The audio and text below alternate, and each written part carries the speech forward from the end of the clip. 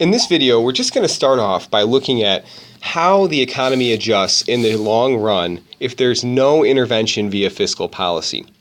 This is a really important thing to understand going into Phillips curve because it shows us we'll use it, I should say, that understanding to gain a better understanding of the relationship between Phillips curve and ASAD. So although we're not going to talk about Phillips curve in this video, keep in mind that it's something that's going to come back to this, or that we're going to come back to as we go forward. So we're going to start off with the economy that we have now. So we are currently just producing at what we'll call, Y1. So we have our current output level, and here is our current price level. And I would also point out here, as you know, that there is a certain inflation rate that's associated with this normal economy, and that's to be expected. So people expect a certain amount of inflation. And that should sound familiar, by the way, if you reference one of the previous videos, we looked at expected versus actual inflation. All right, now let's look at a situation where where the AD curve shifts to the right. Now it could happen for a number of reasons. We're not even going to pay attention to that right now. We're just going to say, AD goes up. So there's some kind of increase in aggregate demand.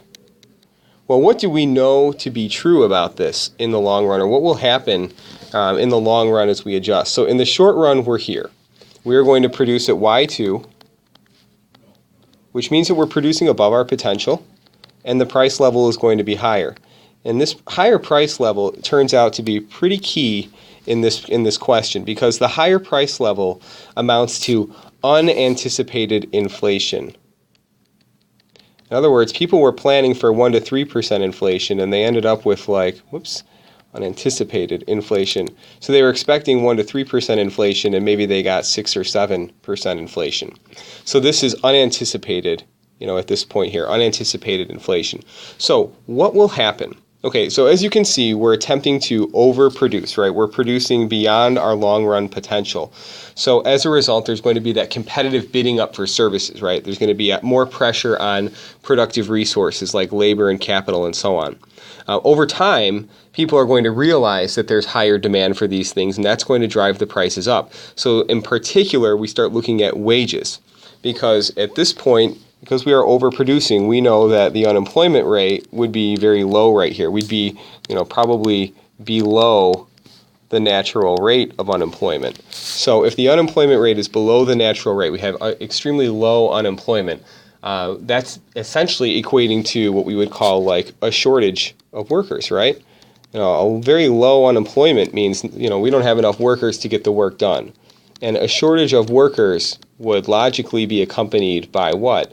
And that would be eventually a wage increase for workers, again, as workers realize that they're in higher demand and so on. So this process takes a little bit of time. People have to recognize the unanticipated inflation. They have to have their expectations adjust.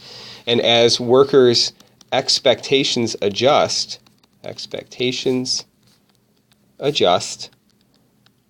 and workers start getting raises and so on, and we find prices rise. And specifically, we would say input prices rise. And that rising input price, or the rising of input prices, is key because that is a determinant of short-run aggregate supply. So in the long run, as there is a shortage, expectations adjust, and wages increase. We'll just call this like the second part. Well, those expectations, I wouldn't call this a separate step. It's part of a rise in input prices. And as input prices rise, the short-run aggregate supply curve is going to shift back to the left in order to balance this out. So now we end up back at Y1. Actually, let's switch colors on that. So we end up back at Y1 when it's all said and done, but now at this permanently higher price level. So this is how a market would adjust in the case of aggregate supply or an aggregate supply shift. Now the opposite would be true, by the way, if there had been a fall in aggregate demand. In that case, unemployment would have been very high, wages would have fallen, and as wages fall, then supply would adjust again, back to the right in this case, which would bring us to a higher output level at lower prices. Let's take a quick look at how that one would look for us, just to get a... Okay, so we'll continue our example. In this case, we have a fall in AD. Whoops, let's switch to the pen here. In this case, we have a decline in aggregate demand. So aggregate demand has fallen. As a result, our production has fallen. That's a terrible arrow, sorry about that.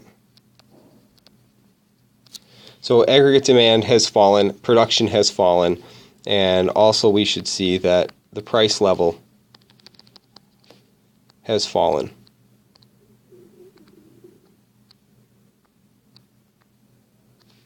So we know that at this point we have very high levels of unemployment.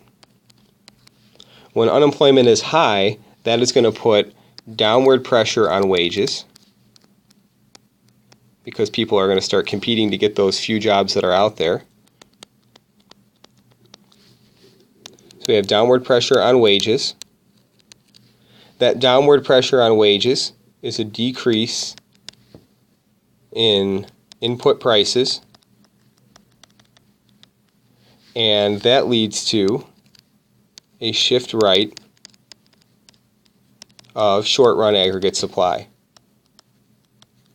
So here we realize that inflation is that prices are unexpectedly low. So we've got lower than expected prices and so on.